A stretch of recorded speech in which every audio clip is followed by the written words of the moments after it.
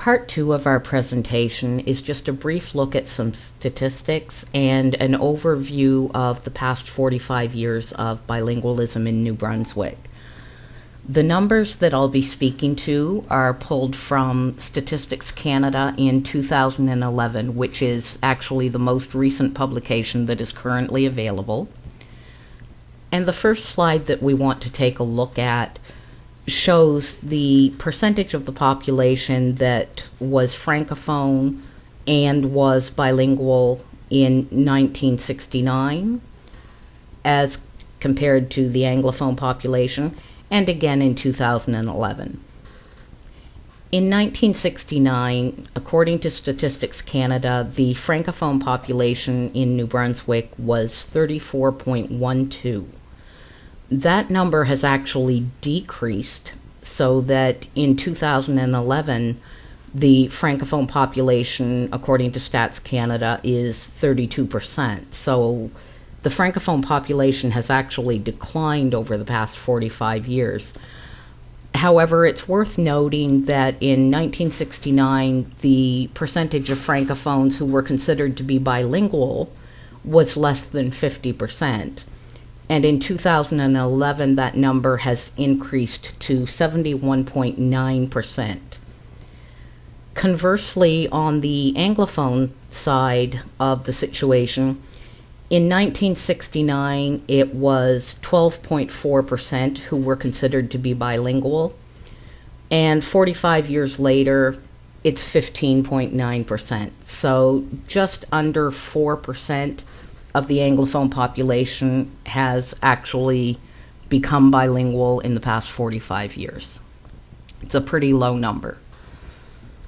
This next table shows that as far back as 1971, despite everything that has been done in New Brunswick with regards to bilingualism, the use of the French language has actually continued to decrease. You can see that in 1971, it had a vitality index of 93%. By 1991, that was down to 92%. 2001, it was 91%. And 2011, it's down to 90%, or 0.90%, I'm sorry. So the notes at the bottom of this page are rather interesting.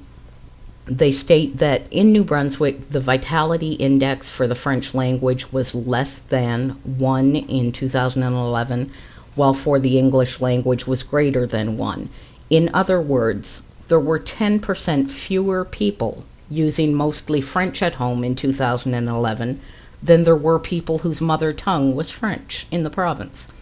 However, there were 7% more people speaking English most often at home than there were people whose mother tongue was English. Therefore, the general situation in New Brunswick was considered to be favorable for the English language and unfavorable for the French language. This next slide shows the bilingualism rates since 2011. The French bilingualism rate has varied a little bit, 71.9, 68.5, 71.4. The English bilingualism rate has varied significantly less, but there has still been some variation there, with the English population considered to be bilingualism hitting its peak in 2006 at 16.7%. That has since fallen off again, and we're back to 15.9%, which is only 0.1% further ahead than we were in 2001.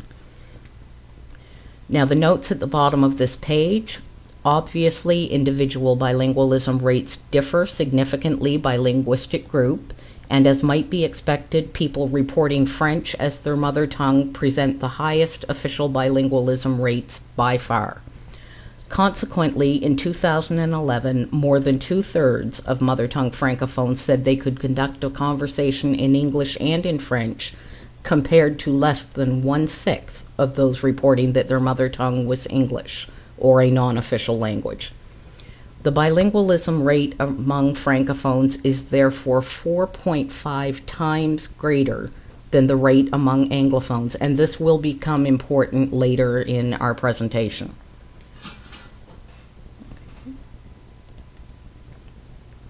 So what does this tell us? What it tells us is that despite 45 years, the use of the French language has decreased.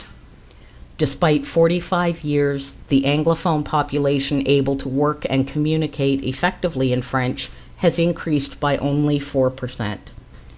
While the costs of bilingualism are currently estimated at more than $85 million annually in New Brunswick alone, we are no further ahead than we were 45 years ago.